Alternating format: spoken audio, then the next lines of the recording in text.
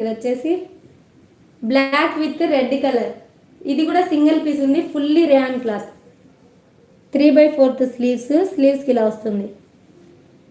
ఫ్రంట్లో మనకు black with red combination, back side వచ్చేసి ప్లెయిన్ స్ట్రైట్ కట్ వస్తుంది. ఇది ఎల్ ఉంది, కాకపోతే ఎక్సెల్ సైజు. నేను లైవ్లో ఉన్నాను, నీ దగ్గర లైవ్లోనే కామెంట్లో చెప్తుండు.